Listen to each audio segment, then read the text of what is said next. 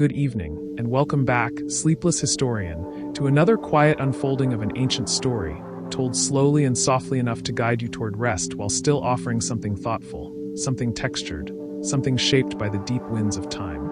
As you settle into whatever position feels most natural at this hour, allow the day to drift a little farther away, and let your attention stretch only as far as it comfortably wishes to go. Tonight, we turn toward a pair of figures whose names have traveled across centuries with a kind of shimmering intensity, sometimes feared, sometimes revered, sometimes reinterpreted so profoundly that they scarcely resemble their earliest forms. Medusa and Athena, two names bound together in the mythic imagination, though not always in ways that feel balanced or fair, rise again in the gentle dimness of this quiet narrative. Their stories form a tapestry woven from fragments: clay shards, bronze blades, carved marbles, whispered poetry, and the shifting cultural needs of the people who retold their myths. And in this slow retelling, we move through that long arc, step by unhurried step, exploring how their shapes changed, how meanings deepened, and how misunderstandings crept into the spaces between myth and memory. This is a journey into origins, into transformations, and into the soft, steady pulse of storytelling itself. We will wander through pre-classical echoes, trace the rising authority of Athena in the Greek world, explore Medusa before she became the tragic figure familiar today, and then watch how Roman poets reshaped her into something more fragile, more heartbreaking, more morally tangled. Later, we will sit with Perseus' story from a contemplative distance, examine their artistic afterlives, and finally drift forward into the modern meanings they have gathered, meanings that speak to beauty, trauma, intellect, protection, fear, and empowerment. All of it delivered gently, like pages turning in slow motion. As always, I would love to know where in the world you are listening from, and what time it happens to be for you. Whether you are settling in for the night, or folding laundry slowly, or resting during a break in your day, I am glad you've chosen to be here, drifting alongside these ancient voices. So take a moment to get comfortable. Adjust your blankets, soften your breathing, and invite your thoughts to stretch out in long, quiet lines. This is Boring History for Sleep, a calm, detailed journey designed for anyone who wishes to learn while drifting toward dreams. And before we begin fully, a gentle reminder: DozeNest is an entertainment channel. While we strive for accuracy and clarity, the information we share may occasionally be outdated or imperfect. These stories are not intended for academic study, exams, or expert analysis, but instead for rest, curiosity, and the subtle pleasure of wandering through history at a pace slow enough to soothe the mind. Let us begin, then, with a return to the earliest edges of Greek imagination, where these figures first take shape in the soft, flickering dawn of myth.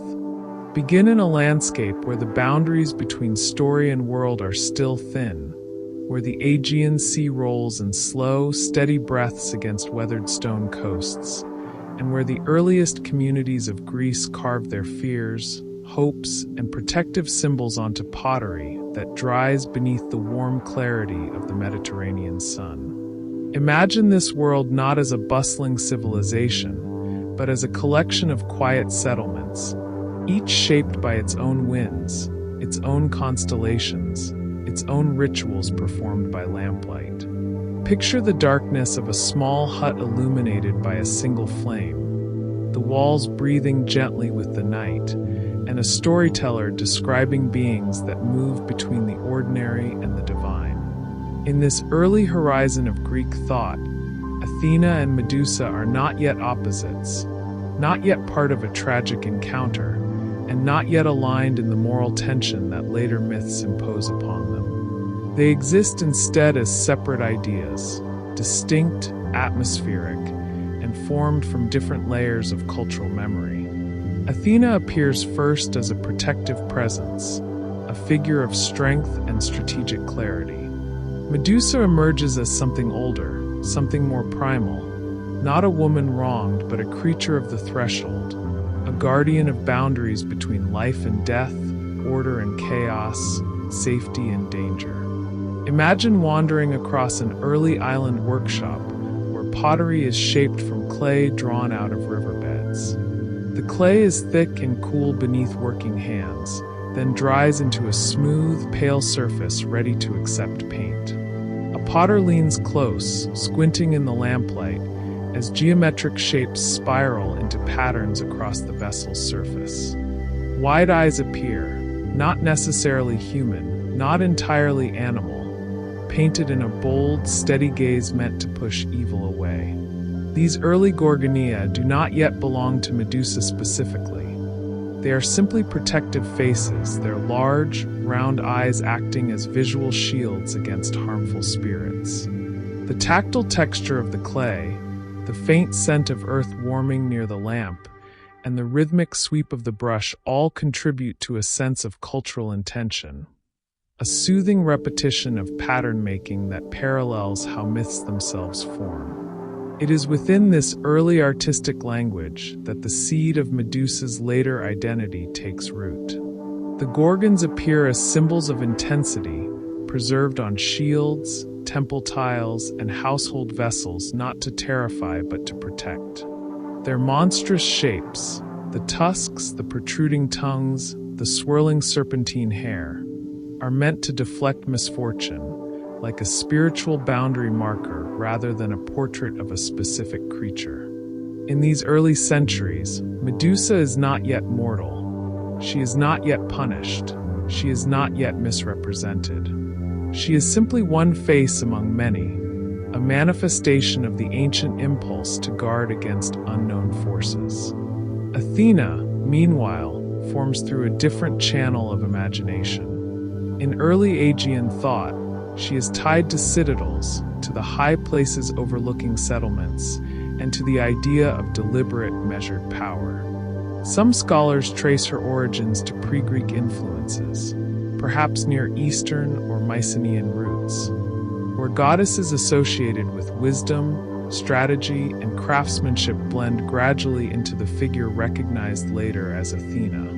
Imagine her not yet as the marble-carved deity of classical Athens, but as a concept drifting through early ritual spaces, a guardian of walls, a presence invoked in times of uncertainty, a feminine force of intellect and careful planning. Picture a Mycenaean hilltop settlement at dusk.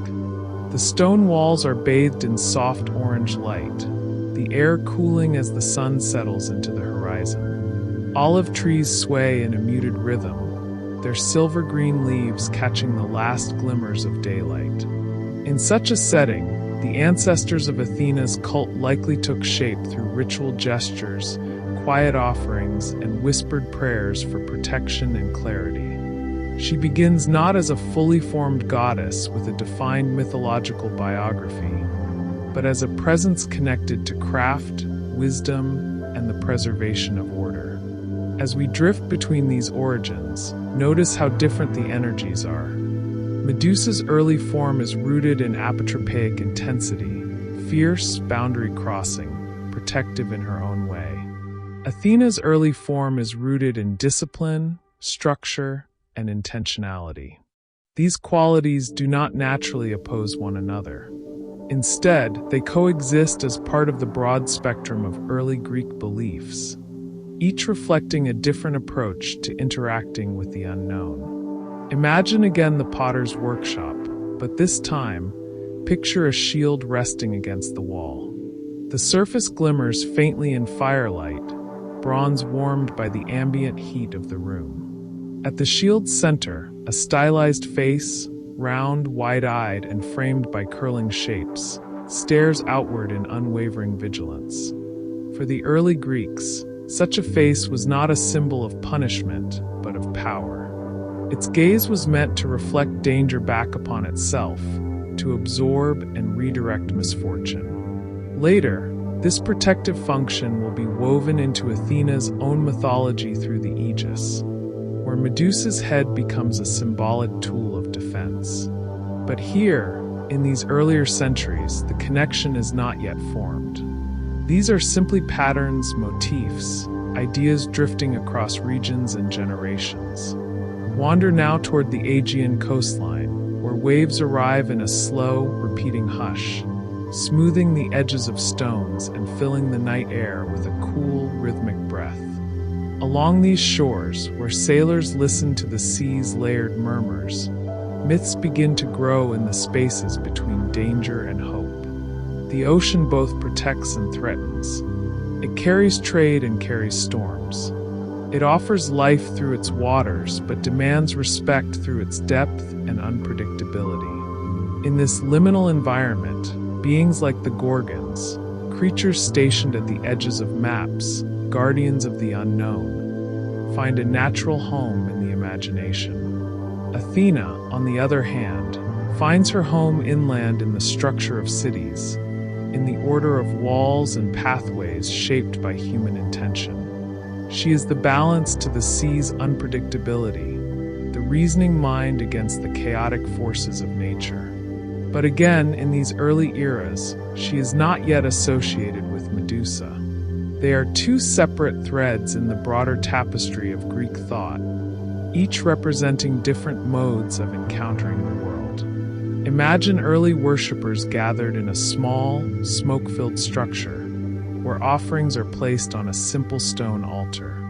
A woven basket rests nearby, filled with small bits of wool, pieces of carved wood, or tokens shaped from bone. A faint smell of incense mingles with the natural scent of stone warmed during the day. Here, the early concept of Athena gains shape through ritual acts and communal memory. She becomes associated not only with intellect but with crafts, especially weaving, which itself mirrors the storytelling process. Every myth begins as a loosely spun fiber, gradually knotted into pattern and meaning. Medusa's story, at this point, does not include beauty or victimhood or divine punishment. These elements will be grafted onto her much later. Her earliest presence is raw and largely impersonal, a symbol rather than a narrative figure. She is a reminder that myths often begin not with characters but with images, not with stories but with shapes. As the centuries pass, these shapes begin to acquire narrative gravity. The Gorgons gain names: Stheno, Euryale, and Medusa. Among them, Medusa gradually becomes the focal point, though her early role remains monstrous rather than tragic. Athena, meanwhile, gathers attributes: wisdom, war strategy, crafts, justice, and becomes one of the most defined and complex figures in the Greek pantheon. But in this earliest period, before temples rise on the Acropolis and before poets craft intricate tales, both figures float in a kind of mythic dawnlight. Medusa, the boundary guardian; Athena, the guardian of order. Each rooted in a different tradition, each carrying a different texture of meaning, and neither yet connected in the story that will later bind them together in ways that feel jarring, morally tangled, and, as many would say, deeply messed up. For now, though, allow them to remain separate possibilities, fragments drifting through the earliest winds of Greek imagination, each waiting for later storytellers to shape them into the forms that continue to echo through our world today. Turn east across the quiet expanse of the Aegean Sea, dear listener, and imagine the early light drifting across the surface of the water, a shimmering veil that softens the horizon into indistinct hues of pale gold and gentle blue. In this part of the narrative, we move into a world where Athena is beginning to take on clearer form, her presence gathering complexity as cities rise, as poetry becomes more refined, and as the Greek world stretches its identity across islands, coastlines, and inland valleys. It is here, in this broadening cultural landscape, that Athena becomes not just a protective presence or a quiet guardian of hilltop settlements, but a fully shaped goddess with domains that reach into nearly every aspect of Greek life. Picture yourself aboard a small wooden vessel drifting slowly across the morning waters. The air is calm, carrying the faint scent of salt, seaweed, and sun-warmed wood. Nets used by local fishermen hang loosely along the side of the boat, their fibers rough beneath the fingertips, their forms shifting subtly as the waves breathe. In this gentle crossing, the world seems unhurried, and through such stillness, it becomes easier to imagine how gods like Athena grew in the collective consciousness of ancient communities. With each generation, her attributes expand, her authority solidifies, and her symbolism becomes more refined. Athena's story, unlike that of some divinities whose origins are tangled or mysterious, is both dramatic and emblematic of a certain Greek fascination with intellect and power. Her birth alone is a declaration of meaning. Most listeners know the broad strokes: Athena emerging fully formed from Zeus' head, clad in armor, emitting a cry that echoes across heaven and earth. But here, in this quiet telling, we consider not the spectacle but the symbolism. A goddess born not from the body but from the mind suggests an emphasis on clarity, logic, and strategic thought. It is the intellect made divine, the reasoning faculty personified. In a world where survival often depended on planning, resourcefulness, and cooperation, Athena becomes a figure who represents the conscious shaping of life. Imagine a large Mycenaean-style palace complex atop a hill, its stones weathered yet strong, absorbing and releasing heat throughout the day. Men and women move quietly through its corridors, carrying baskets of grain, textiles, or small votive objects. Offerings to gods are placed in carved niches, their surfaces smoothed by time and touch. These early worship practices, though lacking the full elaboration of later classical religion, reveal a culture deeply attuned to the relationship between divine order and human stability. Athena's connection to craft, especially weaving, reflects this sensibility. Weaving itself is an act of structure and patience, a deliberate ordering of threads into patterns that hold meaning. To invoke Athena is to invoke the clarity of a pattern well woven, the discipline of a mind that perceives details and connections. Move farther east, toward the broader Near Eastern regions whose cultures indirectly influence Greek belief. Here we find goddesses of war and wisdom, guardians of cities and patrons of artisans. Figures that mirror aspects of Athena long before she appears fully in Greek literature. When cultures exchange ideas, symbols migrate subtly, settling into new contexts and transforming over time. Athena's composite nature, warrior, strategist, craftswoman, judge, protector, suggests a goddess formed through centuries of cultural blending. Imagine these influences drifting like mist across borders, unbound by geography, shaped by merchants, travelers, storytellers, and rituals whose meanings soften and change over distance. As Greek city-states grow more complex, Athena rises with them. She becomes the embodiment of civic intelligence, a goddess not of brute war, but of planned defense, of clever solutions, of wise leadership. Warriors who pray to her do not seek frenzy or blind courage, but precision, restraint, and strategy. Craftspeople call upon her to steady their hands, scholars to sharpen their minds, judges to balance fairness and practicality. The texture of her influence is smooth, deliberate, and measured, like the cool weight of polished bronze resting in one's palms or the steady threads of a loom aligning into a coherent design. Now picture Athens itself, still in its early formation, long before the Parthenon crowns its plateau in dazzling white marble. Imagine the Acropolis as a rocky outcrop covered in simple shrines and scattered altars, where early worshippers climb in the quiet light of dawn to leave small offerings of olive branches, ceramic vessels, or delicate woven bands. The air is cool at this height, carrying the scent of fresh earth and distant sea winds. From this vantage point, the city below spreads in muted tones, mud brick walls, narrow paths, and fields divided into gentle geometric shapes. It is here, in this early simplicity, that Athena begins her long association with the city that will eventually define her most enduring identity. Athena's patronage of Athens is more than a mythic story of contest or gift. It reflects a cultural aspiration. To choose Athena is to choose order over chaos, reason over impulse, skill over panic. The mythic tale of her gifting the olive tree, symbol of peace, prosperity, and endurance, speaks to a desire for stability in a world where food, shelter, and safety were never guaranteed. Imagine the first cultivated olive groves on Athenian land, their trunks twisted into graceful, weathered shapes, their silvery leaves catching sunlight in a shimmering dance. The fruit they bear becomes a slow-growing promise of sustenance, oil, and trade. Through such imagery, Athena becomes woven into the economic and spiritual fabric of Athens. Yet Athena is not simply a goddess of calm intellect. She also embodies martial strength, though her strength is always strategic.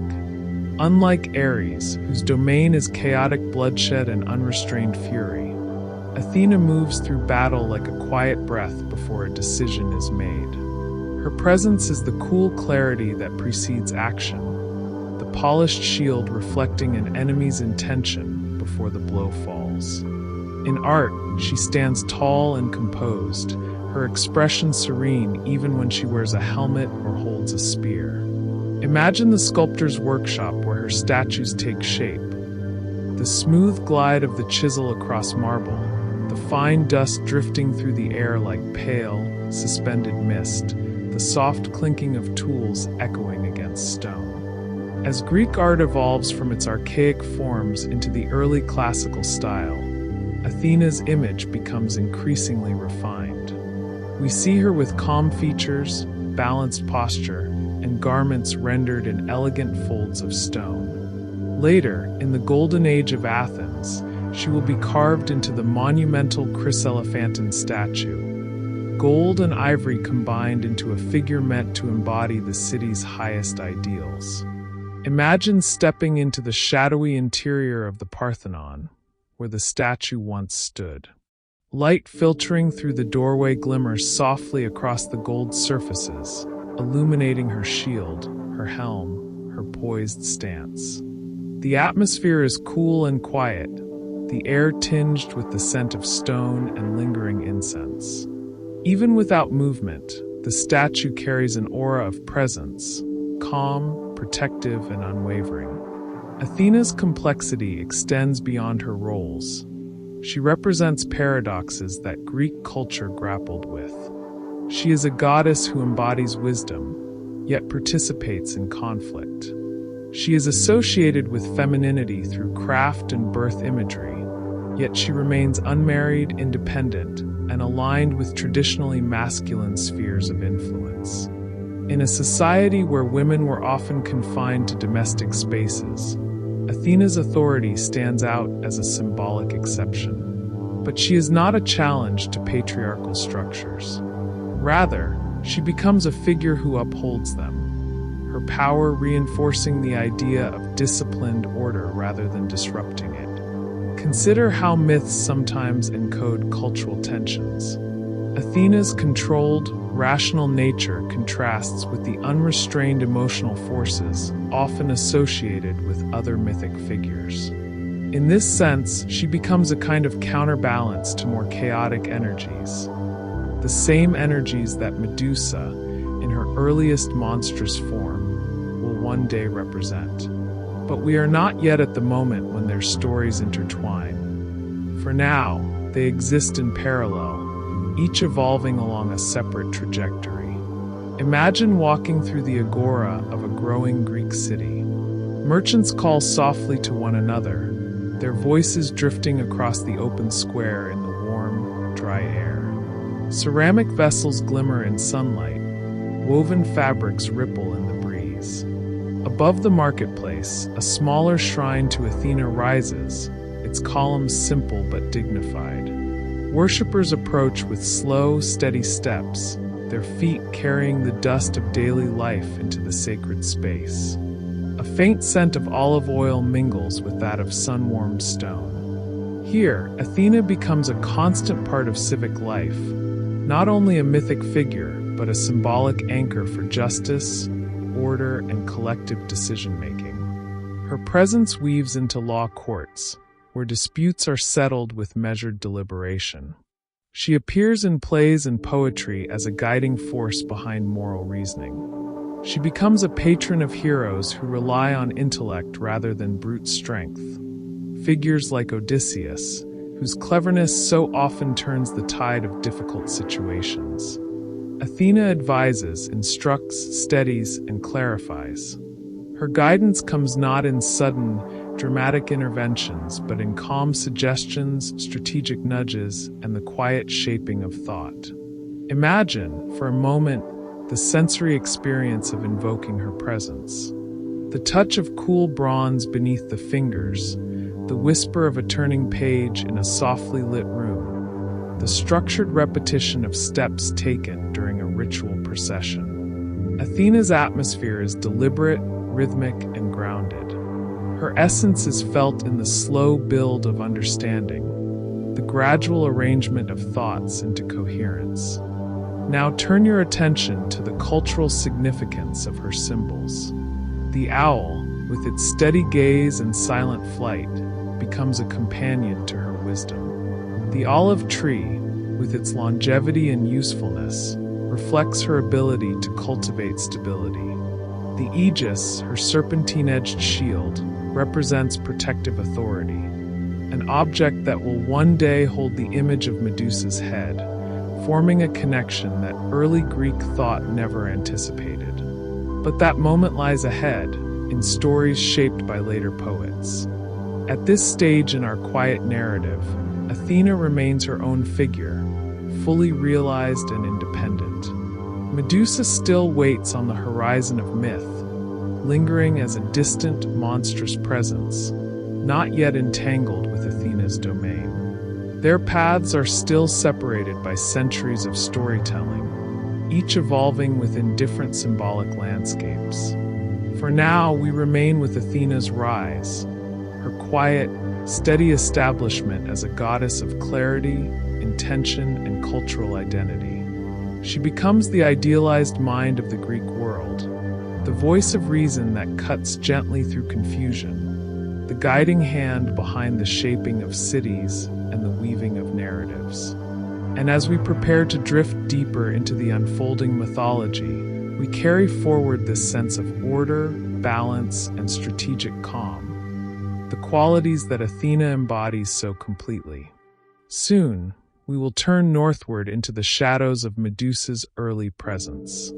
But for now, allow Athena's steady light to settle softly in your thoughts, as gently as an evening breeze brushing across the stones of an ancient temple. Travel north, dear listener, into the dimmer regions of the early Greek world, where myths cling to the edges of maps, and where the sea grows darker in places unvisited by traders and poets. Here, in these imagined borderlands of ancient geography, we encounter the earliest forms of the Gorgons, beings that do not yet resemble the tragic Medusa known today, but rather exist as raw embodiments of primal fear, protective power, and liminal presence. To enter this landscape is to step into the threshold between order and the unknown, a space where shapes blur and where myths breathe in slow, haunting rhythms. Imagine yourself standing on a rocky shoreline where the northern winds sweep across jagged stones that glisten with sea spray. The temperature here is cooler than in the sun-soaked landscapes of the Aegean. The air carries a sharper scent, salt mingled with the faint metallic tang of distant storms. Waves roll in with deeper, heavier tones, and the sky above stretches in muted shades of gray-blue, as though holding its breath.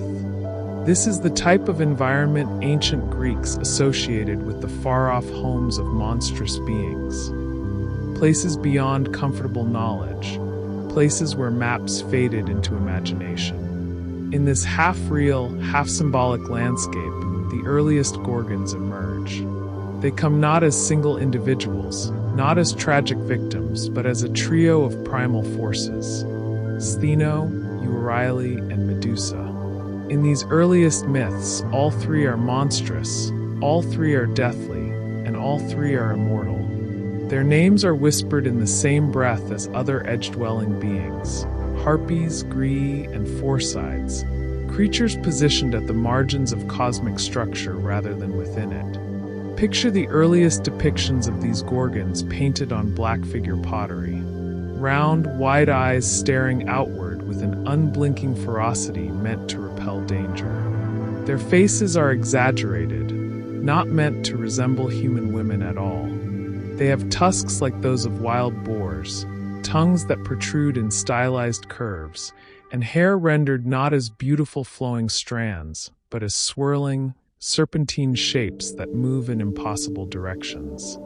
These designs are not intended to frighten viewers into fear, but to protect them from it, acting as apotropaic images, symbols that push harmful forces away through the intensity of their gaze. Imagine holding such a vessel in your hands. The clay slightly grainy beneath your fingertips, the painted lines raised subtly against the surface, the weight of the object solid and reassuring.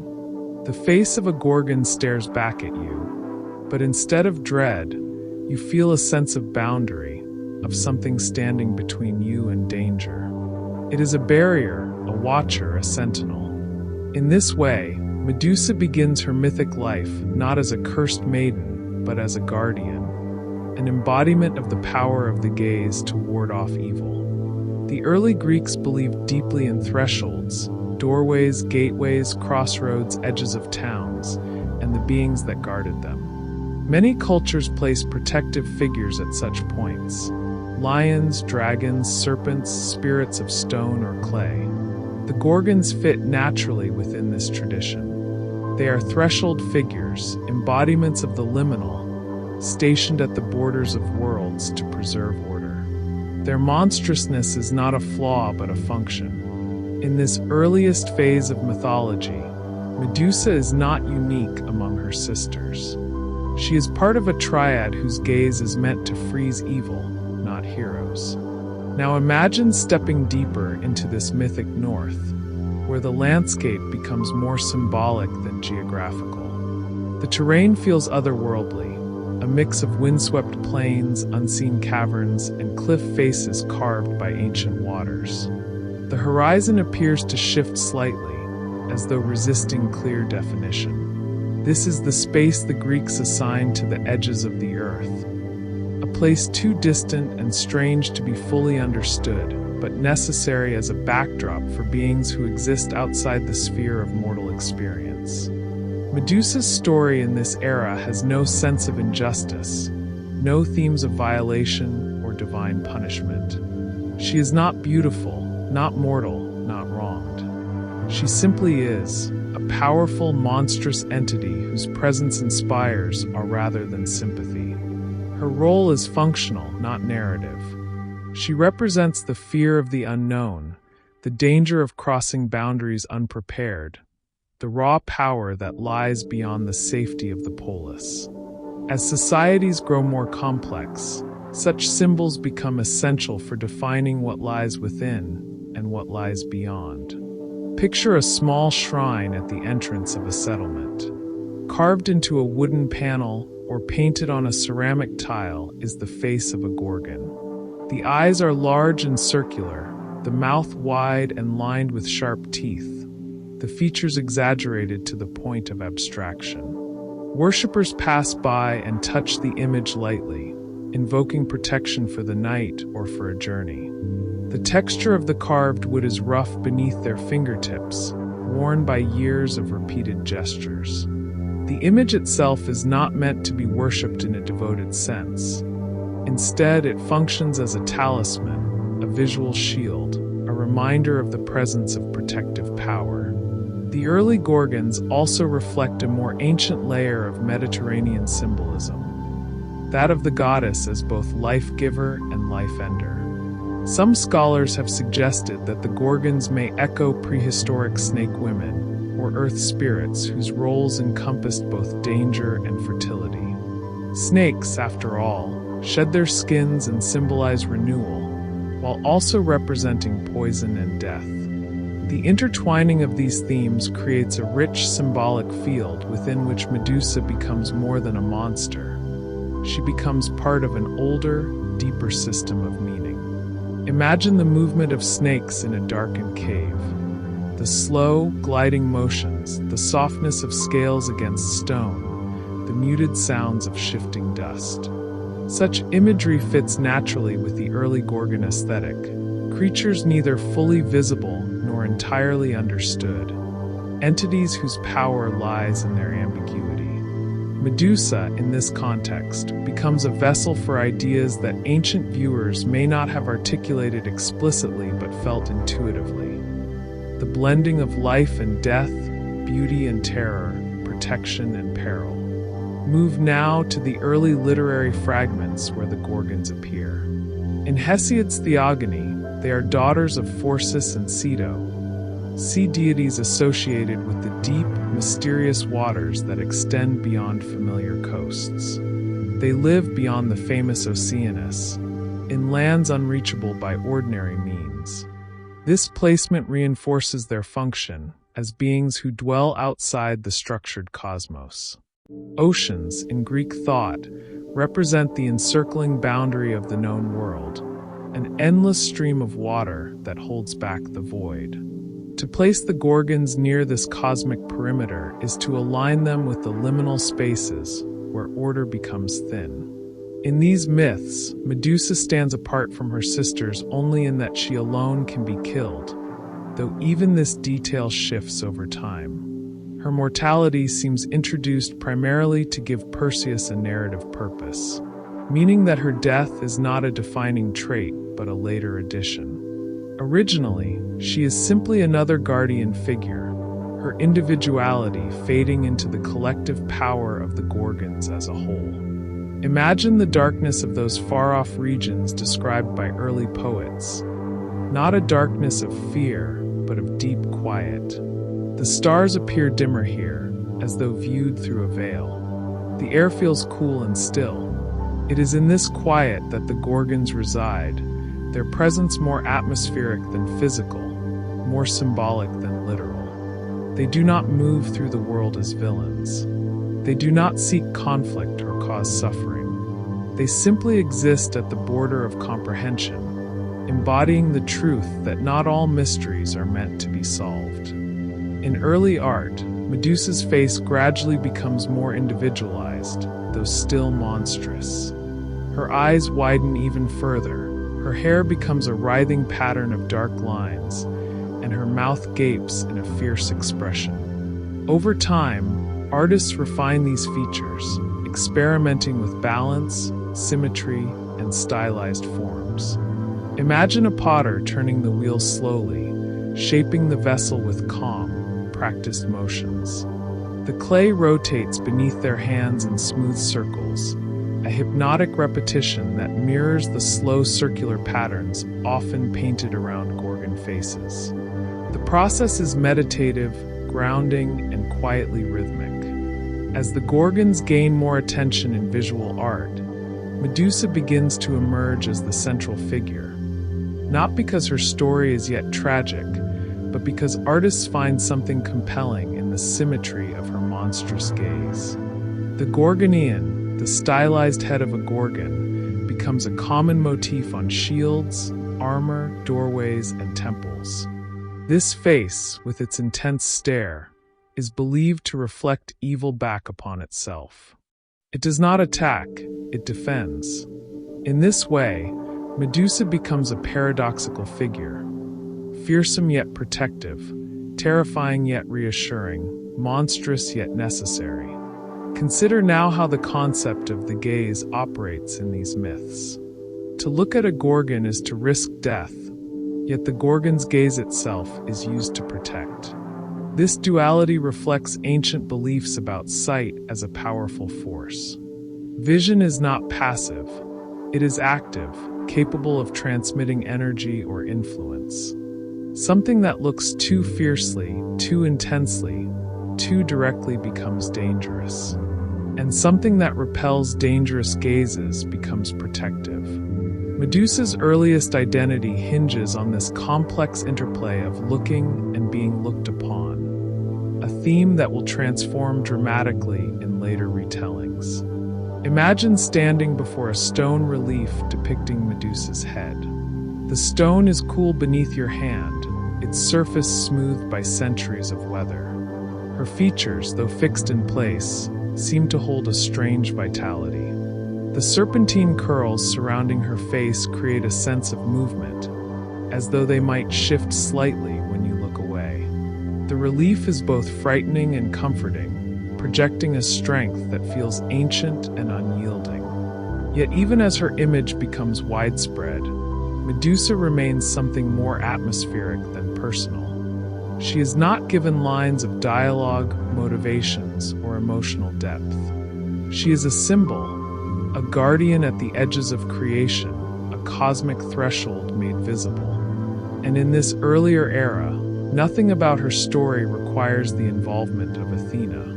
The two figures are still separated by thematic distance, one embodying order and intellect, the other embodying the raw, untamed power of the unknown. Their connection will come later, introduced not by Greek storytellers but by Roman poets who reshaped Medusa into a tragic figure, creating emotional resonance where once there was only symbolic force. But before we drift into that later narrative, we linger here, where Medusa remains whole, untouched by reinterpretation, her monstrousness carrying a strength that is neither cruel nor unjust. Pause for a moment, dear listener, and imagine the quiet of this ancient northern landscape once more. The wind moves slowly across the cliffs. The sea murmurs in its deep, rhythmic voice. In the distance, shapes blur between rock and shadow. And somewhere beyond the edges of perception, the Gorgons watch, not with malice, not with sorrow, but with the steady intensity of beings who stand guard over the boundaries between worlds.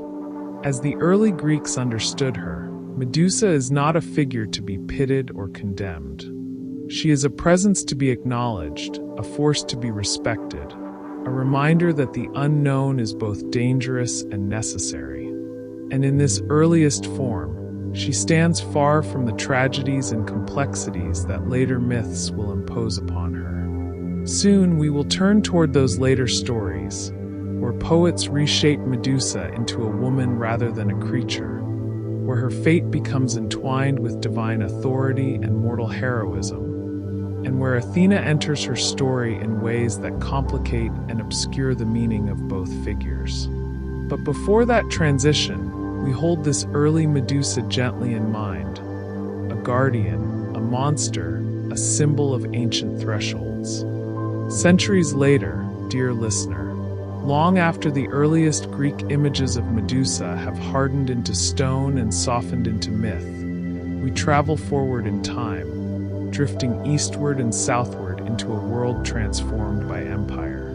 The Mediterranean has shifted once more, its cultural tides drawn not by the scattered city-states of Greece, but by the vast, sprawling reach of Rome. In this new world of Latin tongues, marble villas, and poets whose verses ripple through time, Medusa becomes someone else entirely. A creature once defined by primordial symbolism is reshaped into a figure of tragedy, victimhood, and transformation. The myth is no longer a boundary marker at the edges of the earth. It becomes a story of suffering told in low, dramatic tones by Roman poets who love to explore the soft ache of emotional metamorphosis. It is here, in this Roman imagination, that we encounter Ovid, playful, clever, and endlessly curious about the fragile places where human experience meets the divine. His monumental work, The Metamorphoses, is a tapestry of change, a world where nothing remains fixed, where forms dissolve and reform with dreamlike fluidity. And within its winding lines, Medusa appears again, not as a monstrous guardian, not as a symbol sculpted into temple walls, but as a young woman whose beauty attracts the attention of a god, whose tragedy attracts the attention of a goddess, and whose transformation becomes one of the most enduring images in Western myth. Before we step fully into Ovid's retelling, imagine the setting from which his words flowed. Picture a Roman villa on a warm, quiet afternoon. Sunlight flickers across the mosaic floors, casting soft patterns of yellow and gold. The air carries a faint scent of olive oil lamps and crushed herbs. In a shaded corner of the courtyard, a poet sits with a long scroll unrolled across his lap. His stylus moves lightly, scratching lines of verse into wax tablets. The rhythm of his writing is slow but deliberate, his mind drifting between story fragments, mythic echoes, and the subtle hum of the world around him. You can almost hear the gentle tapping of his stylus, the soft rustle of parchment moving with the breeze that slips through open columns. Here, in this atmosphere of contemplation, Ovid reimagines Medusa. In his telling, Medusa is no longer a creature born monstrous. She is no longer a cosmic guardian or an apotropaic symbol. She becomes instead a mortal maiden, strikingly beautiful, with hair described as astonishing in its sheen and texture. Her beauty is not the monstrous intensity of her earlier form, but something soft, human, and vulnerable. This reinterpretation shifts the entire shape of her narrative, inviting readers to feel pity, sorrow, and unease. It also transforms Athena's relationship to her, altering the goddess's role in ways that complicate how we understand both figures. Imagine Medusa in this Roman vision, a young woman walking quietly along the edge of Athena's sacred temple. The stones beneath her feet are cool and pristine, their polished surfaces reflecting slivers of sunlight. She moves with the ease of someone unaware of the danger that follows beauty, unaware of how fragile mortal life becomes when caught in the gaze of gods. Her hair, still human hair in this version, shimmers like dark water, soft and flowing, not yet transformed into serpents. She is not a monster. She is not even a symbol. She is simply a woman in a world that does not protect people like her. In Ovid's narrative, Poseidon desires her. But desire among gods is rarely gentle. It is rarely considerate. In this tragic retelling, he pursues her into Athena's temple, breaking sacred boundaries, violating a space meant for purity and worship. What happens there is often softened in modern retellings, but Ovid makes it clear. Medusa is assaulted. She becomes a victim of divine violence, something that earlier Greek myth never implies. Her tragedy is not born from pride or wrongdoing. It is born from the unchecked impulses of a god who answers to no one. Imagine the temple at that moment. Its columns stand tall and white, their surfaces smooth beneath fingertips. Light filters in through gaps between the stones, illuminating the dust in soft, shimmering particles. The air is still, heavy with the scent of incense offerings. And in this stillness, something terrible occurs. An act that violates not only Medusa, but also the sanctity of Athena's holy place. Here the narrative shifts toward Athena. She hears of what happened. She sees the aftermath. And in Ovid's telling, her response is not to punish Poseidon, the perpetrator, but Medusa, the victim. This, dear listener, is what makes the mythology deeply troubling and emotionally complex. Athena transforms Medusa's beautiful hair into serpents, takes her face of softness, and turns it into a face of power so fierce it becomes fatal. Her gaze becomes so intense that anyone who meets it is turned to stone. Medusa, once a mortal maiden, becomes a monster not because she was born one, but because she was wronged. In some interpretations, Athena's punishment is framed as anger. In others, it is framed as a redirection of blame. But there are gentler readings, too. Interpretations suggesting Athena could not punish Poseidon, a god equal to her in rank, and so she instead gives Medusa a kind of terrible protection, transforming her into a figure that can no longer be harmed by mortal or divine forces. This interpretation softens the cruelty, but does not dismiss it entirely. Athena's role remains morally ambiguous, her motivations unclear, her justice uneven. Picture Medusa now, newly transformed. Imagine her standing alone in a quiet corner of a remote landscape, her face lowered, her hair shifting with serpentine motion that whispers softly through the air. The transformation is not loud. It is not sudden. It unfolds with the slow inevitability of metamorphosis in Ovid's world, as though change is the natural consequence of divine involvement. Her hair becomes a tangle of living creatures whose scales catch light in shimmering patterns. Her skin takes on a different texture, something neither fully human nor entirely monstrous. Her eyes, once soft and warm, now hold a gaze that can turn life into stone. Imagine the quiet grief of that moment, the weight of isolation, the understanding that she cannot return to the world she once knew, that her presence threatens all who look upon her. Medusa, once a symbol of protection, becomes a symbol of exile. This, Ovid suggests, is her new role, not to guard boundaries but to be pushed beyond them. In Roman culture, transformation often captures emotional truths.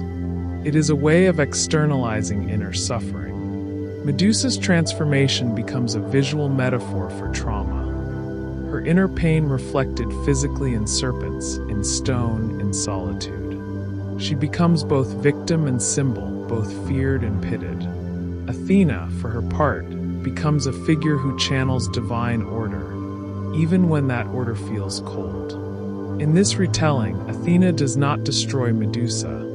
Instead, she redirects Medusa's power. The tragedy is not only that Medusa is transformed, but that she becomes a monster whose existence serves the purposes of others. First Poseidon's violence, then Athena's wrath, and eventually Perseus's heroism. Imagine Athena during this moment of transformation. Her face calm, her posture steady, her expression unreadable. The air around her is filled with a sense of divine stillness, the kind of silence that follows an irreversible act. Athena's power does not manifest violently, but with an icy precision, a controlled force that reshapes matter and spirit alike. In Ovid's imagination, the goddess becomes a figure of unyielding justice, even when that justice feels misdirected. Now turn your attention to the emotional landscape of Medusa's new existence. She retreats to distant lands, far from temples and towns. The world around her becomes wild and untamed, jagged cliffs that mirror her inner sharpness, dense forests that provide shelter, shadowy caverns that echo with quiet sobs or whispered breaths. The air grows cooler in these remote regions, the winds more forceful, the nights deeper. Her presence becomes feared, yet she herself is not malicious. She does not hunt. She does not seek vengeance. She simply lives in a world where seeing and being seen are dangerous acts. Picture her face, not the monstrous glare carved into later sculptures, but a softer, more complex expression. Eyes filled with sorrow, yet holding a power she never asked for. Serpents moving with slow, rhythmic patterns that resemble breathing. Her body no longer entirely human, but still carrying traces of her former self. Traces of the maiden she once was. In this Roman retelling, Medusa becomes layered, a victim of divine cruelty, a symbol of unwanted transformation, a monster created rather than born, a mirror reflecting cultural anxieties about beauty, innocence, and blame. Ovid's audience, accustomed to moral ambiguity, likely felt a mix of sorrow and fascination. In this world of shifting forms, no one remains innocent, not even the gods. The lines between justice and cruelty blur. Athena's role becomes more difficult to interpret. Is she acting from anger, from necessity, from compassion, or from the cold logic of divine order?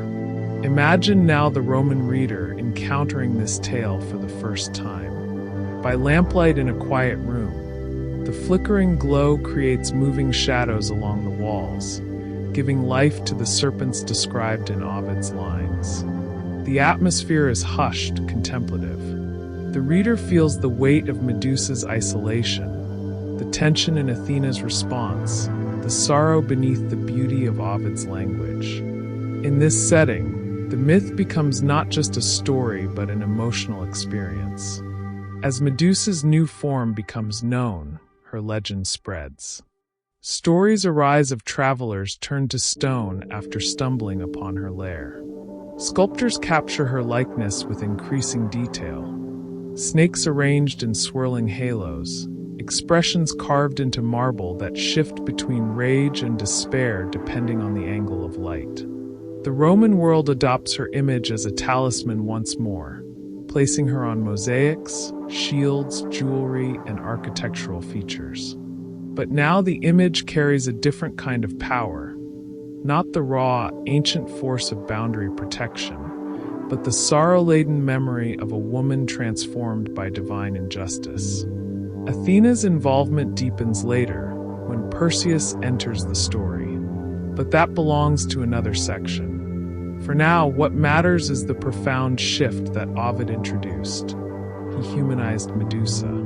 He gave her a past, a wound, and a fate that inspires empathy rather than fear. And in doing so, he altered the relationship between Medusa and Athena so fundamentally that later generations would remember this Roman retelling as though it were Greek, blending emotional narrative with older mythic structures. This retelling, though troubling, is one of the reasons Medusa remains such a compelling figure today. Her tragedy resonates across time, inviting reinterpretation after reinterpretation. She becomes a symbol of beauty punished, of innocence violated, of power reclaimed, of trauma embodied. And Athena becomes a figure whose wisdom is complicated by her severity, a goddess both revered and questioned. Imagine now, as we draw this section to a gentle close, Medusa alone beneath a night sky heavy with stars. The moonlight glimmers across the serpents in her hair, casting quiet, shifting reflections on the ground. The air around her is still, save for the soft rustling of scales. She breathes slowly, gazing out into the vastness of the world, a world that once embraced her but now fears her. And in that quiet, we feel the weight of Ovid's transformation, the echo of a myth rewritten, the lingering sorrow of a figure reshaped by time. Soon we will follow Perseus into this story, moving slowly along the path where Athena intervenes once more, and where Medusa's death becomes both an ending and a beginning. But for now, let Medusa remain here in this moment of stillness, complex, enduring, and forever changed by the poet who reshaped her fate. Turn toward the soft glow of the western horizon, dear listener, where the world begins to gather itself into the shape of a hero's story, though even here we will approach it slowly, gently, and from a contemplative distance. The tale of Perseus is often told with bright flashes of triumph and dramatic encounters. But in this retelling we quiet each moment, stretch the narrative into long, steady lines, and explore not the thrill of the quest but the symbolic, atmospheric spaces beneath it.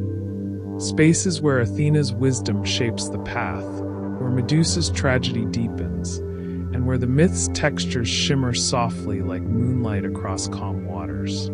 Imagine first the setting from which Perseus emerges.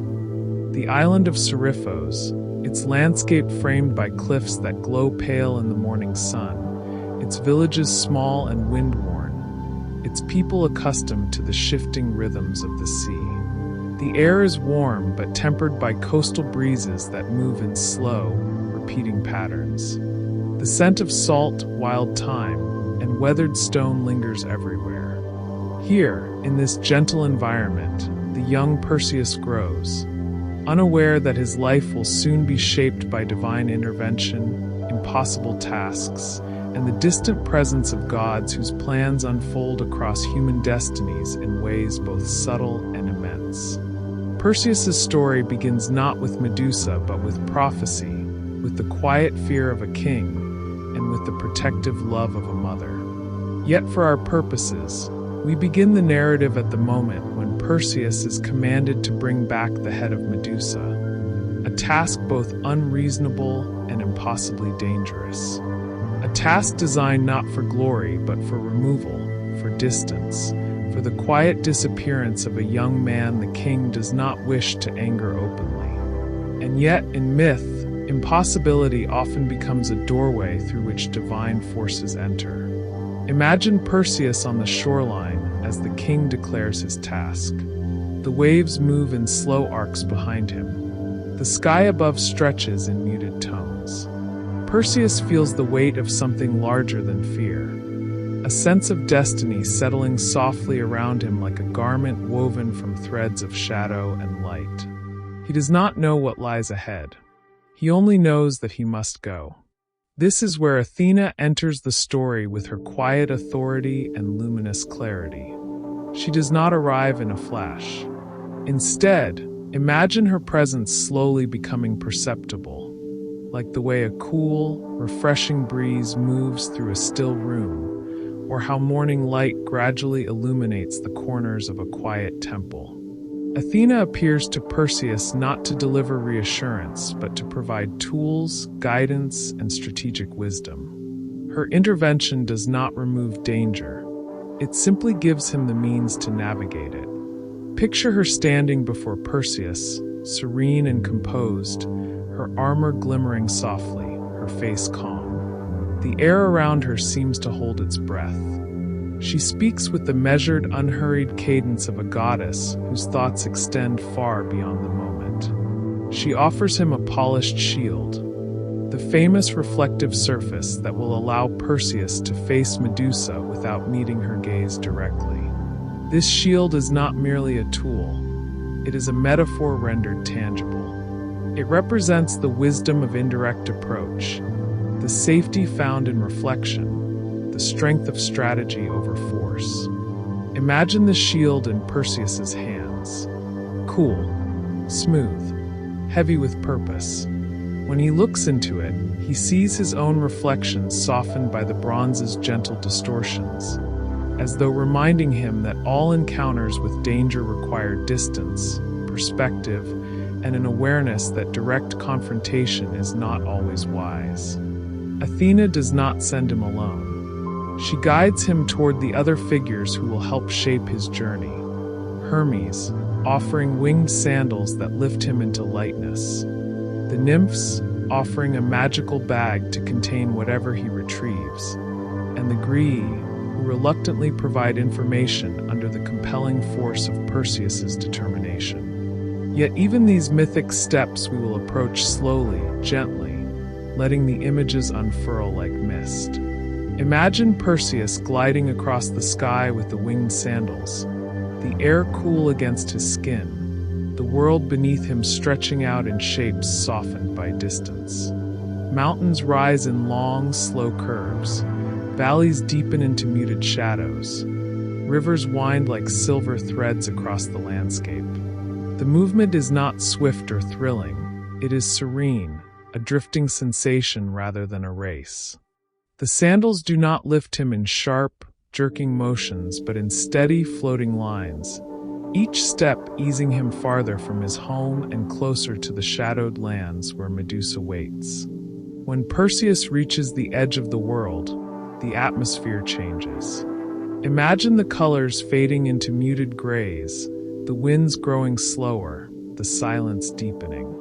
This is the realm where Medusa now resides, her isolation shaping the environment. The ground beneath Perseus's feet is rocky and uneven, each stone cold to the touch. The air carries a faint stillness, as though time itself hesitates in this place. And here, scattered across the landscape, Perseus sees shapes that resemble figures once living, now frozen in mid-motion. A hand reaching, a face turned toward something unseen. a cloak caught in a perpetual ripple. These are the traces of those who encountered Medusa unprepared, those who looked upon her directly and lost their form to her gaze.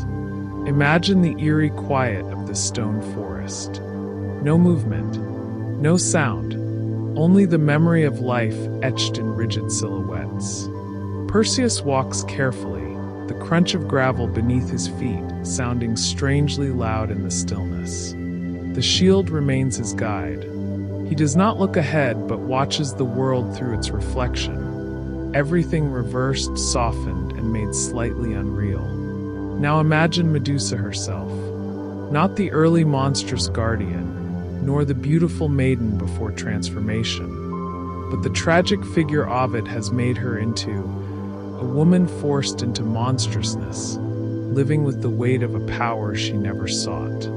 She rests in a shadowed corner of a cavern, its entrance framed by jagged rocks. The darkness inside is cool and dense, heavy with the scent of damp stone. Her serpents shift slowly, their movement producing a faint whispering sound, like leaves rustling in a distant breeze. Her posture is not aggressive. She is curled inward, weary, burdened, perhaps half asleep. There is no hatred in her expression, only a quiet sorrow and the fatigue of long solitude. Perseus approaches without malice. He does not see her as an enemy, but as an obstacle placed before him by forces beyond his understanding. The shield shows her reflection, her serpents coiling lazily, her eyes closed or half-lidded, her face still bearing traces of the humanity she once possessed.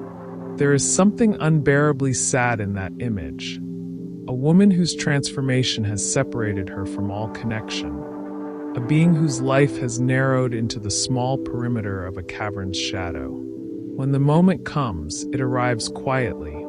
In our telling, there is no sudden flash, no sharp brutality, no dramatic clash.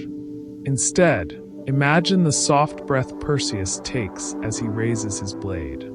Imagine Medusa's serpents pausing in a whisper of motion, sensing change. Imagine the stillness deepening into something almost tender. And then, with a movement barely audible, the deed is done. Her death is not violent in the traditional sense. It is symbolic, mythic, dreamlike. The sound is muted, as though wrapped in the fabric of Ovid's poetry. The cavern itself seems to exhale, the serpents settling into stillness, the world outside holding its breath. From Medusa's blood, two beings emerge, Pegasus, the winged horse, and Chrysaor, the golden warrior. These births, strange and symbolic, rise gently from the moment of her passing. Pegasus lifts its wings, their feathers catching faint light, shimmering with ethereal brightness. Chrysaor stands tall, a figure of strength and dignity. In this mythic logic, Medusa's death becomes not only an ending but a beginning, a release of latent forms long held within her. Ovid does not linger on this detail, but we pause with it here, letting the image settle softly into our thoughts. Perseus gently places Medusa's head into the magical bag, careful not to look upon it. He does not revel in his success. Instead, imagine him standing at the mouth of the cavern, the cool wind brushing against his face, his posture contemplative. He has completed the impossible, yet the moment does not feel triumphant. It feels quiet, heavy, tinged with the sorrow of a creature whose life was stolen long before her head was. Athena's involvement returns in the aftermath. Perseus eventually brings the Gorgon's head back through the drifting contours of myth. Encounters with Atlas, rescues of Andromeda, returns to Seriphos. But our focus remains on the symbolic thread that leads the head to Athena herself. When Perseus offers it to her, she accepts it not with joy but with certainty. The head becomes affixed to her aegis or her shield, transforming Medusa's terrible gaze into divine protection. The woman punished is now a symbol of frightening power. The victim becomes a tool of justice. the tragedy becomes a talisman. Imagine Athena lifting the aegis, the serpent-edged surface gleaming faintly in temple light. The image of Medusa stares outward, yet her expression, softened by the slow retelling, seems not of rage but of resilience, of endurance, of sorrow transmuted into strength. In this final transformation, Medusa becomes once again what she was in the earliest myths, a protector. But now the meaning is layered, complicated, bittersweet. For Perseus, the journey ends. For Athena, the myth expands. For Medusa, the story enters a new phase, one where her image travels across centuries, from mosaic floors to Renaissance canvases, from amulets to marble pediments. But here, at the quiet conclusion of this section, imagine simply the soft evening light settling across the ancient world, casting long shadows across temples and cliffs. Imagine the calm rhythm of distant waves. Imagine the shield glimmering faintly as night approaches, Medusa's gaze turned outward, guarding, warning, enduring. In this quiet, contemplative retelling, no single figure stands as hero or villain. Each becomes part of a long, shifting tapestry woven from ancient fears, divine complexities, and the fragile human longing to understand the forces that shape the world. Begin, dear listener, in the dim glow of an ancient artisan's workshop, where the light enters in narrow slivers through small, carefully placed openings, illuminating patterns of dust suspended in the air. The atmosphere is soft, muted, tinged with the earthy scent of clay and the faint metallic tang of bronze. This is the world in which myths take physical shape, where the ideas of poets and the images of storytellers settle into matter, into form, into works that outlive the hands that created them. The myths of Medusa and Athena are no longer simply told. They are carved, painted, molded, and polished, each medium giving them new texture and new meaning. Imagine a potter at his wheel in the archaic period of Greece. The wheel spins in slow, even circles beneath his hands. Clay moves upward in rhythmic spirals, shaped by gentle pressure, guided by years of practice. Around him, vessels rest on wooden shelves, their surfaces painted with stark black figures against pale backgrounds. This is the era when the Gorgon face is at its most stylized, round eyes bulging outward, tongue protruding, hair rendered in tight, swirling patterns. Medusa, in this representation, is still a protective symbol, still monstrous in a way that comforts rather than terrifies. Picture the potter lifting a small kylix, a drinking cup, turning it gently in the light. On its underside, the Gorgon's face stares outward, meant to startle or amuse or ward off unwanted spirits. The paint is thick in certain places, thin in others. The brushstrokes reveal the calm concentration of their maker. Even in this early form, Medusa becomes part of daily life, not as a tragic figure, but as an emblem of protection and the edge between danger and safety. Now shift your attention to a sculptor's studio. The air is filled with the sound of tools gently tapping against stone. Marble fragments gather in soft piles on the floor, forming pale drifts that glow faintly under afternoon light. The sculptor's movements are slow and deliberate, guided by the grain of the stone, by the weight of the tool, by the subtle intuition of where to press and where to release. In this world, Athena appears frequently, her form rendered in balanced lines, symmetrical folds of drapery, and serene expressions that suggest calm authority. Imagine the sculptor working on a small statue of Athena. Her shield rests against her side, her helmet slightly tilted forward, her posture upright and composed. The stone cools quickly beneath the sculptor's hands, absorbing warmth and returning it in faint pulses. Each chisel mark gradually reveals the goddess within, as though she were always waiting beneath the surface, emerging slowly as layers fall away. This artistic process mirrors the myth itself.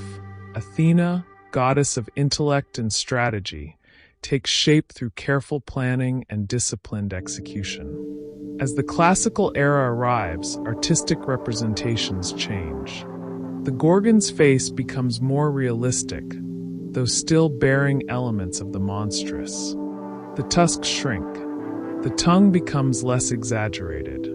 The snakes in her hair gain definition, their scales carved with meticulous detail. Medusa's countenance becomes less of a caricature and more of a psychological presence. Fearsome, powerful, but no longer grotesque. Artists begin to explore her intensity, her sorrow, her strength. She becomes less a symbol of external danger and more a reflection of internal states. Fear, transformation, confrontation with truth. Imagine a relief sculpture on a temple pediment. Athena stands tall, her shield raised, the Gorgon's head carved into its center. The edges of the aegis ripple slightly, as though caught in a frozen moment of movement. The face of Medusa upon it is not horrifying but hypnotic, its expression caught somewhere between sternness and resignation. Light glances across the relief in the late afternoon, creating shadows that deepen the details. To stand before such a work is to feel the layered meanings of myth pressing gently against the senses, not threatening, not overwhelming, but steady and enduring. Travel forward in time to the Hellenistic period, where sculptors become increasingly interested in emotion, motion, and dynamic posture. Medusa's head, once rigidly stylized, now appears with expressions of anguish or fury. But even here, even in the heightened emotion of Hellenistic art, the rendering remains controlled, balanced by the precision of stonework and the softness of marble. Her hair, now fully serpentine, coils in complex patterns that catch the light in gentle, swirling forms. Her gaze is intense but sorrowful. She becomes a study in contradictions, beauty fused with terror, vulnerability wrapped in monstrosity. In another workshop, an artist carves Athena's image into a coin die. The goddess appears in profile, her helmet adorned with griffins or sphinxes. The lines are crisp but delicate, meant to withstand repetition in the minting process. Coins bearing her likeness travel across the Greek world, spreading her iconography into distant markets and foreign hands. These small images carry the essence of her authority, calm, balanced, and dignified, reinforcing her place in the cultural imagination. Now drift onward to the Roman world, where artistic interpretations shift again. Romans favored dramatic tension, emotional contrast, and vivid storytelling. In these workshops, the myth of Medusa becomes not only sculptural, but deeply psychological. One of the most famous Roman interpretations is found in the Rondinini Medusa, a sculpture that softens her monstrousness into an expression of quiet despair. Her face appears almost peaceful, her serpents curling like stylized ribbon-like forms around her head. Her eyes look downward, away from confrontation. She becomes not a fearsome creature, but a deeply emotional figure, her tragedy carved into her features with tender precision. Imagine approaching this sculpture in a dim gallery. The stone is cool, the air silent except for the soft sound of footsteps. The Medusa before you does not inspire fear. Instead, she draws you into a contemplation of suffering, endurance, and the soft ache beneath mythic transformation. Her snakes are no longer threats. They are extensions of her sorrow, frozen in gentle curves. Her lips soften into an expression that hints at longing. Her eyes do not confront but retreat. This reinterpretation marks one of the profound shifts in her artistic life. Medusa becomes a symbol of empathy. Athena in Roman art maintains her composure. She remains the embodiment of strategy, justice, and civic order. On mosaics, she appears surrounded by geometric patterns that reflect her association with structure. On reliefs, she stands amid scenes of battle, her calm expression contrasting with the chaos around her. Her artistic presence reinforces her mythic nature, unshaken, rational, and focused. Now let us wander through the Renaissance, when the myth of Medusa returns with new force, carried by humanist scholars rediscovering ancient texts and artists eager to explore emotional complexity. Medusa reappears on shields, canvases, and decorative armor, her face painted with a new blend of realism and metaphor. Imagine standing before Botticelli's Medusa, a painted shield where her severed head appears frozen in the moment of death, eyes wide with both terror and intensity, serpents coiling outward in swirling, almost decorative forms. The paint is layered in delicate strokes, creating a glossy surface that catches flickers of light. Her expression is haunting, but also strangely beautiful. This Renaissance interpretation recaptures some of the ancient apotropaic power, while also emphasizing the psychological terror of transformation. Then drift in your imagination to Caravaggio's Medusa, where her head is depicted at the instant of its removal, expression contorted in shock, snakes flaring outward with dramatic force. Yet even here, despite the intensity, we approach the painting slowly, allowing our gaze to move across its details with softness. The chiaroscuro, the contrast of light and shadow, creates an atmosphere of quiet tension. Caravaggio's Medusa becomes not just a monster but a moment, a reflection of sudden pain. The work is fierce, yet in the calm of our retelling, it becomes something contemplative, almost sorrowful. Athena continues across this era as a symbol of disciplined intellect. She is depicted in full armor, often with her shield displaying the Gorgon's head. Artists render her with precision, her drapery flowing in elegant arcs, her helmet adorned with intricate crests, her stance upright and resolved. In Renaissance academies, she becomes an emblem of scholarly pursuit, representing the unity of wisdom and reason. Her image appears in frescoes, sculptures, and printed woodcuts, each capturing her steady poise. Move now into the neoclassical period, where both Medusa and Athena become streamlined, refined, and idealized. Neoclassical Medusa is calmer, more symmetrical, her serpents arranged like decorative motifs rather than writhing creatures.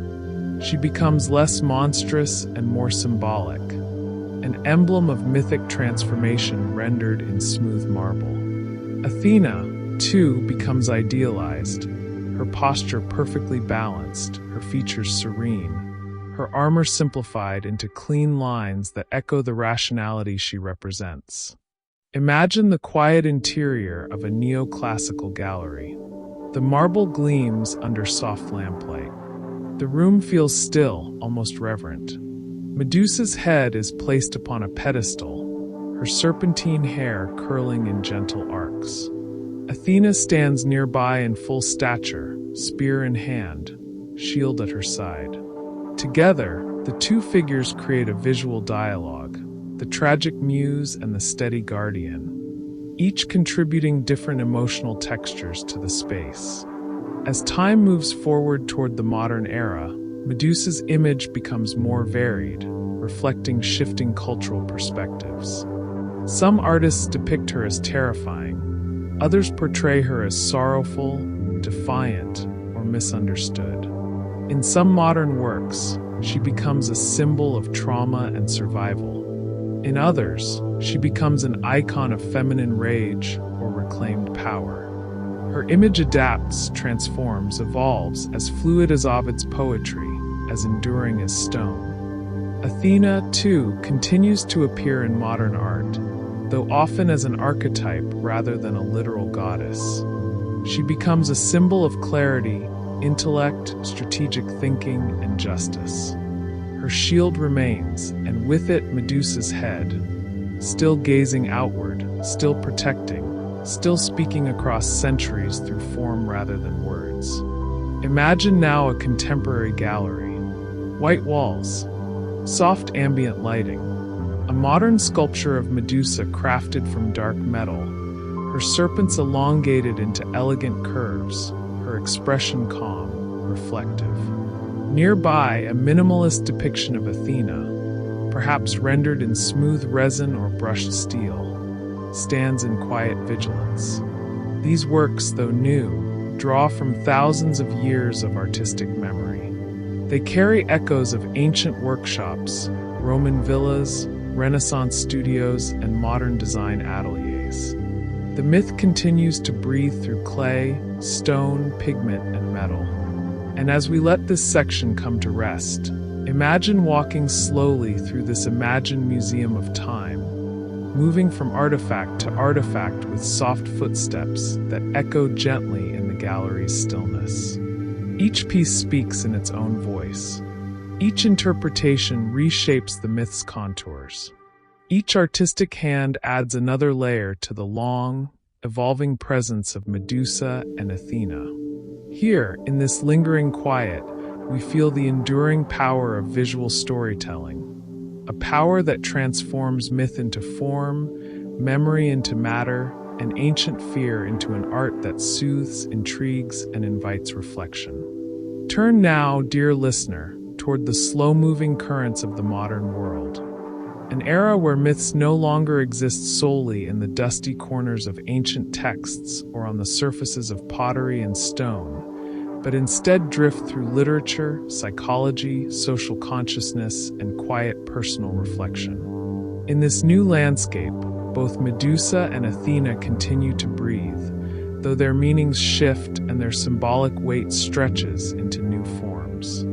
Where they once moved through temples and poetic epics, they now wander through essays, novels, paintings, and private moments of contemplation. Their presence is no longer fixed, it is fluid, echoing softly through the minds of those who encounter them. Imagine first the way Medusa enters the modern imagination. No longer confined to monstrousness or tragedy alone, she becomes a figure whose symbolism deepens with each generation. The modern world looks at Medusa and sees not merely the serpents, not merely the stone gaze, but contradictions, strength and sorrow, anger and vulnerability, fear and empowerment. She becomes a mirror for the emotions that society often struggles to articulate. As interpretations expand, Medusa transforms into a symbol of what has been silenced, misunderstood, or reshaped by narratives that belong to others.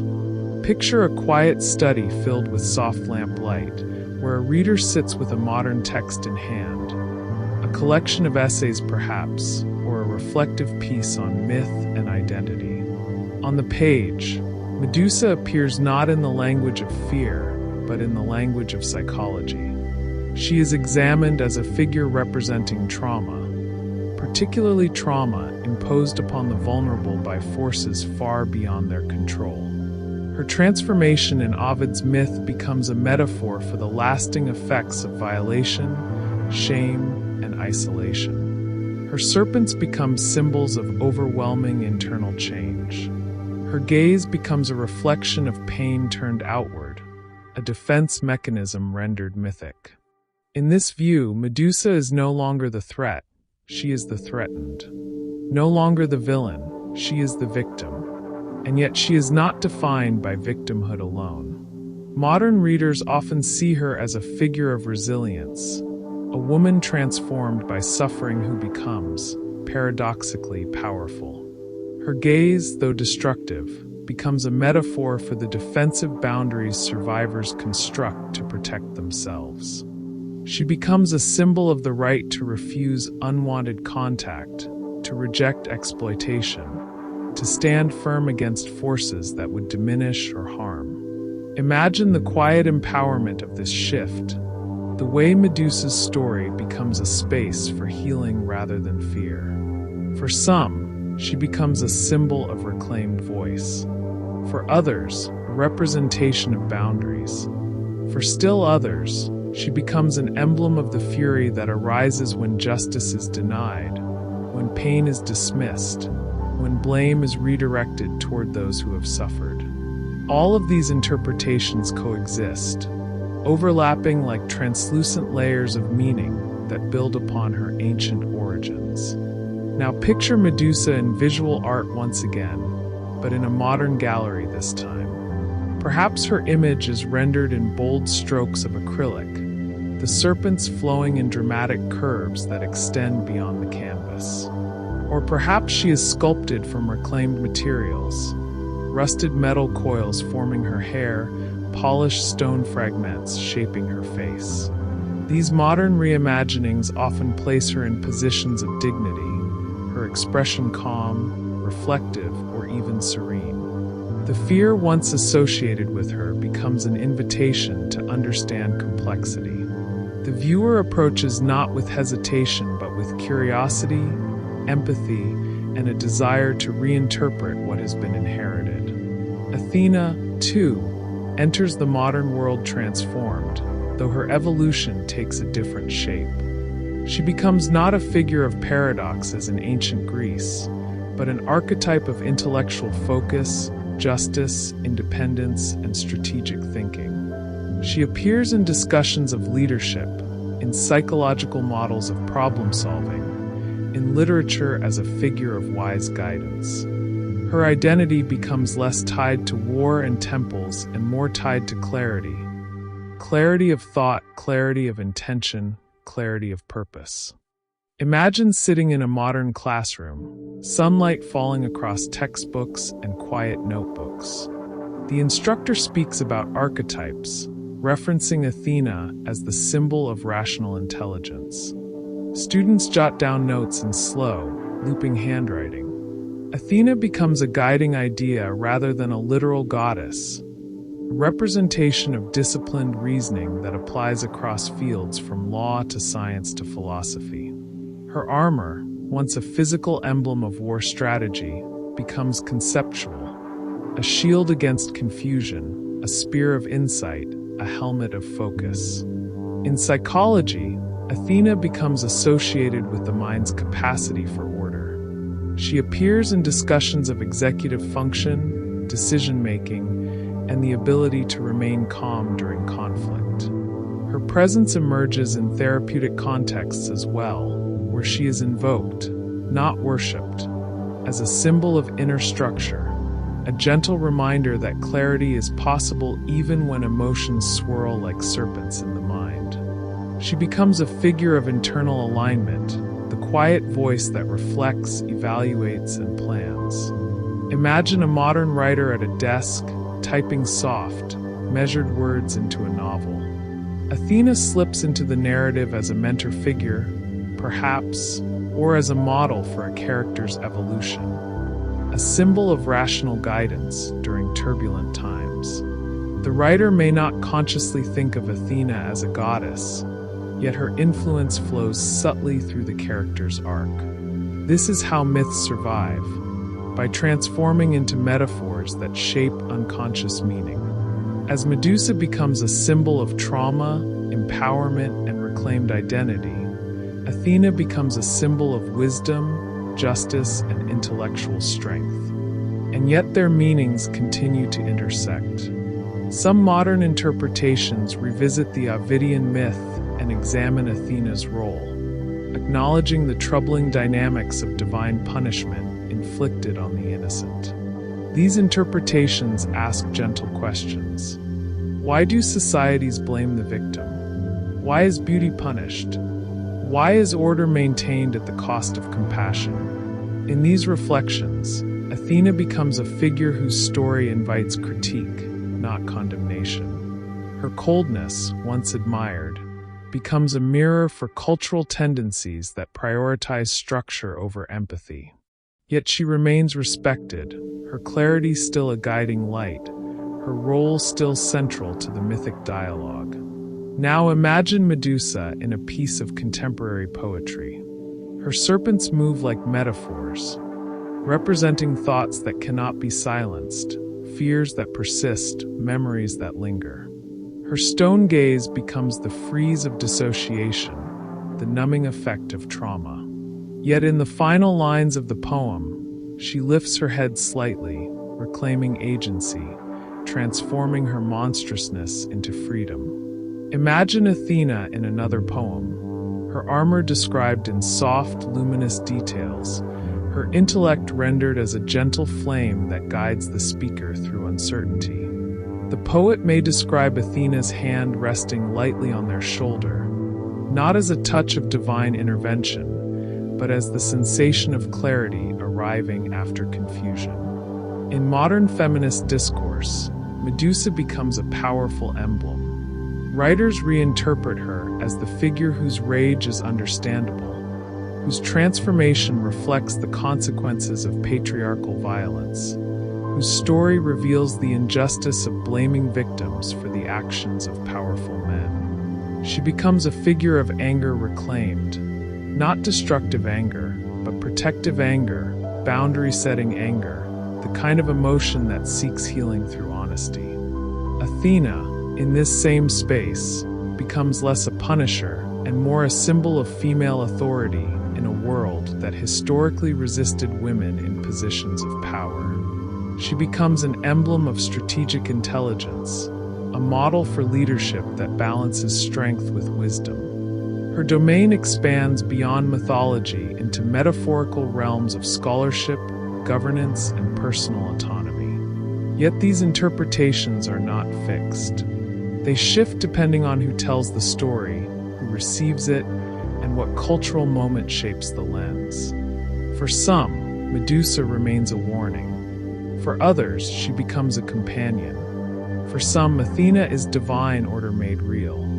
For others, she is a reminder that intellect must be softened with compassion. Imagine now a late evening, a quiet urban apartment where a reader sits by a window looking out onto streetlights shimmering against wet pavement. In their lap rests a book of myths reinterpreted for modern audiences. They read slowly. Outside, cars pass softly, their sounds muted by distance. The reader feels connected to an ancient lineage of storytellers, yet also anchored in the present.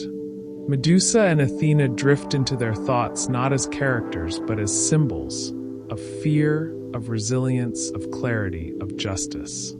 These figures, older than memory, become personal guides through contemporary questions. As we near the end of this section, imagine both Medusa and Athena standing once more in a symbolic space, no longer adversaries, no longer bound by the tragedy imposed by later poets, but instead appearing as two figures whose stories have evolved through time into rich metaphors. Medusa represents the inner world shaped by suffering and the strength that emerges from it. Athena represents the mind's capacity for order, thinking, planning, and interpreting. Their presence today offers more than myth. It offers language for experiences that otherwise slip beyond words. The modern world invites us to see them anew, not frozen in ancient marble, but alive in conversations, in emotions, in art, in literature, and in the quiet reflections of those who find meaning in their stories. And in this reinterpretive space, Medusa no longer stands alone in the shadows of isolation, nor does Athena stand only on heights of reason. Instead, they stand as two complementary symbols, one reminding us of the deep interiority of human experience, the other reminding us of the steady mind that navigates it.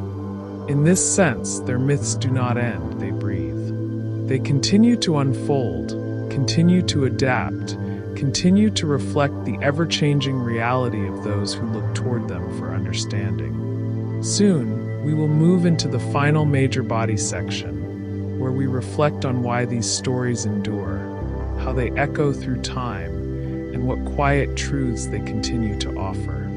Return now, dear listener, to a place that is not geographic or temporal, but symbolic, a quiet, expansive realm where stories drift like soft mist through the air, where centuries overlap without friction, where myth becomes the gentle undercurrent of human thought. This is the timeless realm of meaning, a space where Medusa and Athena still stand, not as figures caught in conflict, but as shapes carved into the deeper layers of cultural memory. Their myths have changed across eras, their interpretations have shifted across worlds, yet something enduring binds them together. A thread that stretches from ancient workshops and whispered rituals to modern introspection and philosophical reflection. Imagine this realm as a wide, open landscape at dusk.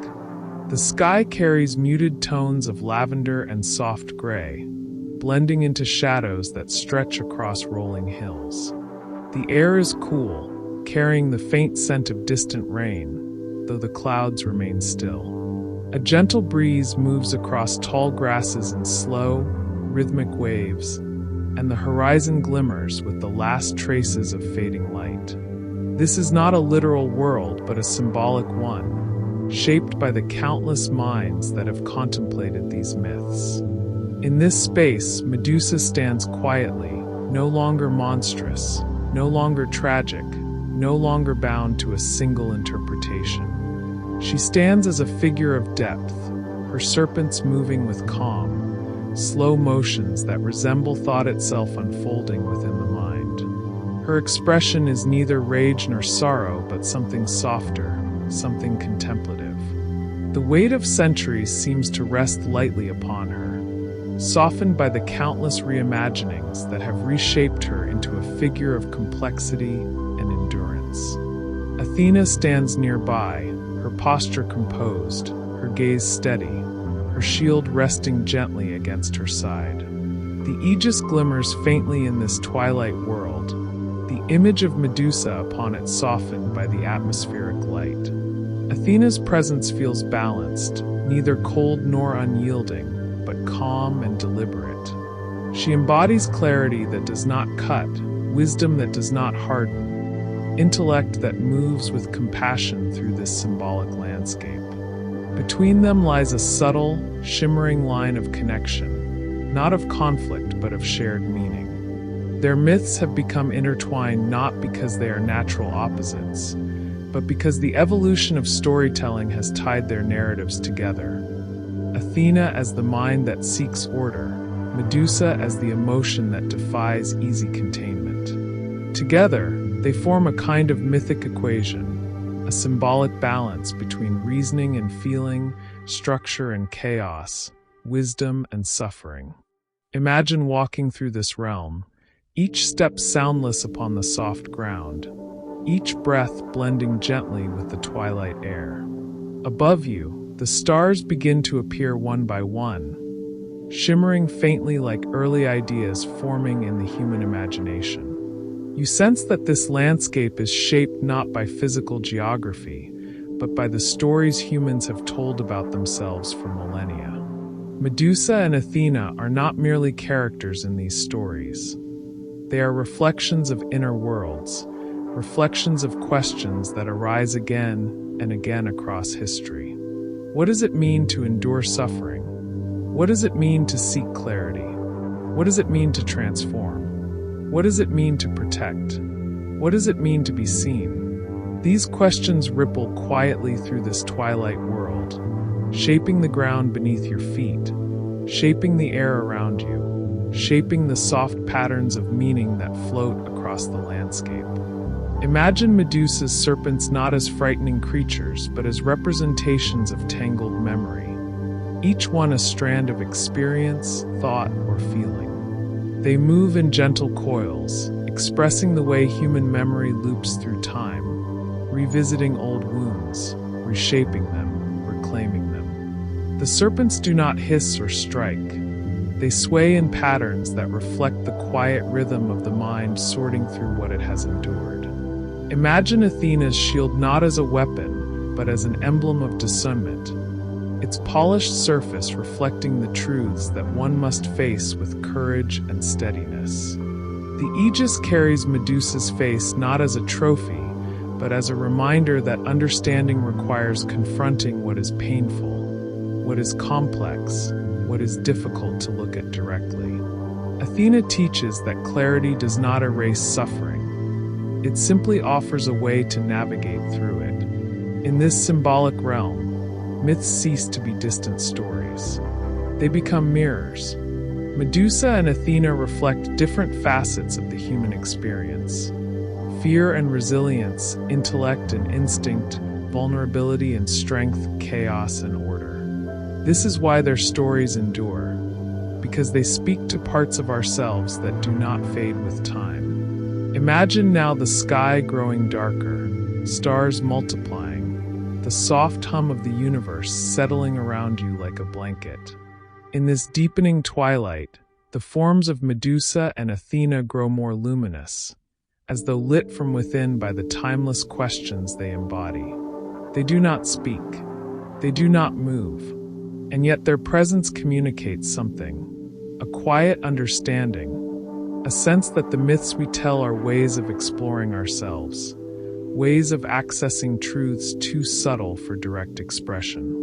Consider for a moment how their stories have shifted through time. Medusa, once a protective symbol, became a monster. Once a monster, she became a victim. Once a victim, she became a symbol of empowerment. Athena, once a guardian of cities, became a strategist, a judge, a mentor, an archetype of reason. Each transformation reflects the era that retold the myth. Each reinterpretation mirrors cultural change, psychological insight, or artistic evolution. And yet through it all, the core remains. Medusa and Athena persist because they offer ways of thinking about fear, power, wisdom, and humanity. Imagine the gentle rustle of grasses around you, the quiet world expanding outward into dreamlike vastness. You begin to sense that myths are not static.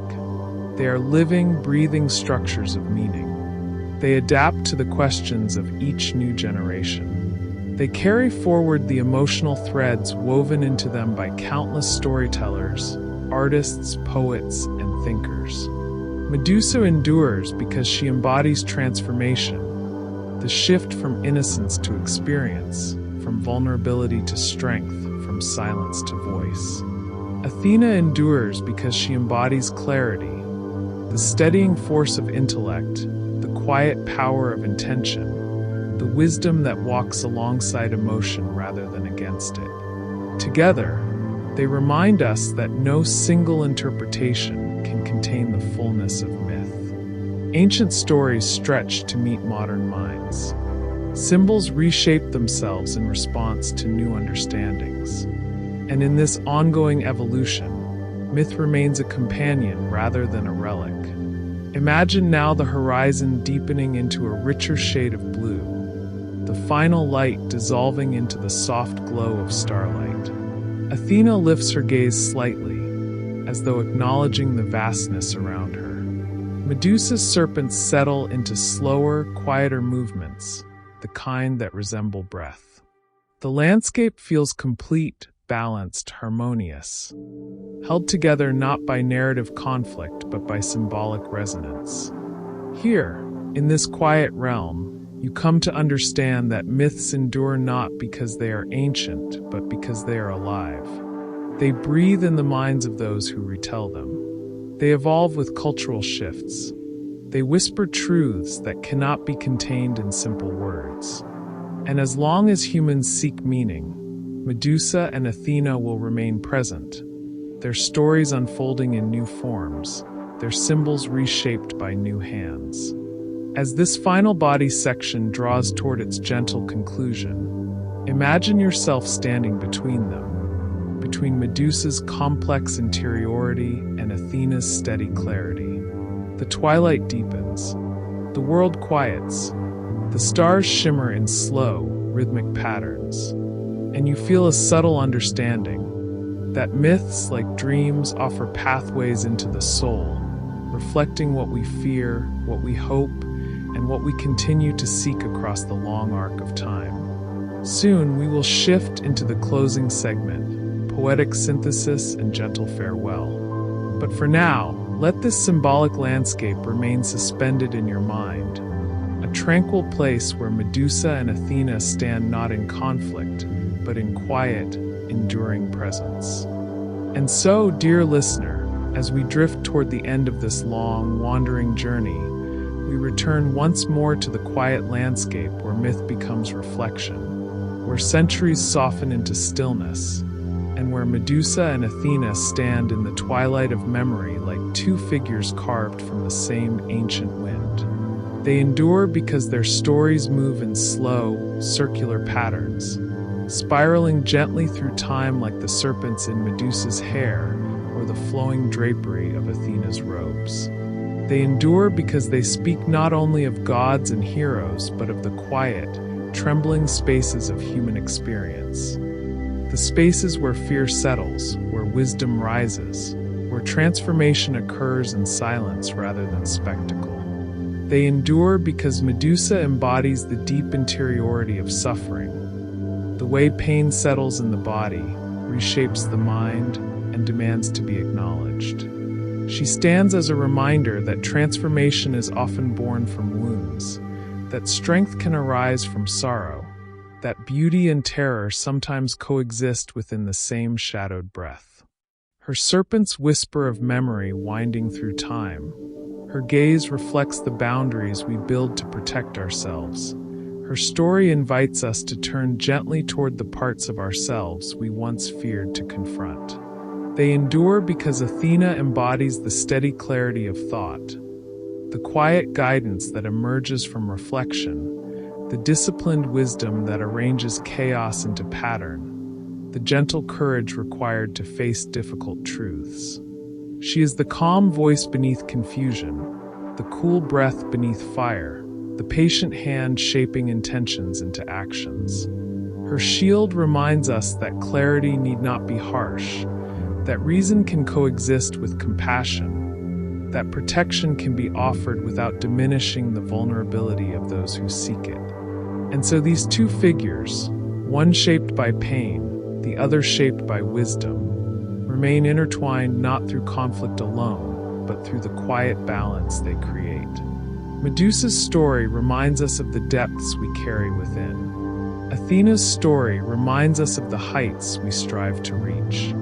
Together, they mirror the dual nature of being human. The turmoil and the clarity, the ache and the guidance, the trembling and the steady breath that follows. They endure because myths, at their core, are not about distant gods or far-off places.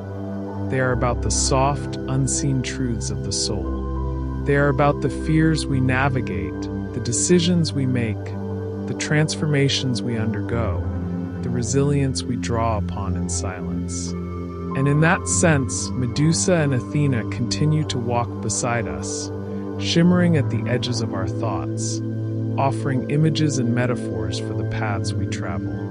As the story settles into stillness, imagine the twilight landscape where we left them. Stars shimmering softly above, grasses moving in slow waves, silence stretching outward like a calm sea. Medusa stands with her serpents quieting into gentle curves. Athena stands with her shield resting at her side. Neither speaks, neither moves, and yet both emanate a presence woven from centuries of meaning, waiting patiently for the next listener to wander into their myth and find something of themselves reflected there. And now, dear listener, the story softens into quiet darkness, leaving behind only the faint echo of ancient winds and the gentle drift of mythic memory. The journey continues, as all stories do, winding through the dreams of those who carry them forward. For now, though, you may let go of these voices, these images, these centuries of meaning, and allow your mind to drift toward rest. Wherever you are, whatever time it may be, I hope the softness of this tale settles warmly around you, easing your breath, steadying your thoughts, and inviting your body into calm. The world can wait. The night is here for you. The story has woven itself into silence. Sleep well, dear listener. Good night.